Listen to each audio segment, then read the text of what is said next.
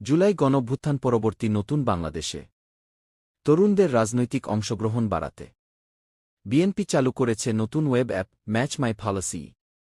এই অ্যাপটি বাংলাদেশের রাজনীতিতে প্রথমবারের মতো একটি ইন্টারঅ্যাক্টিভ ডিজিটাল পলিসি প্ল্যাটফর্ম।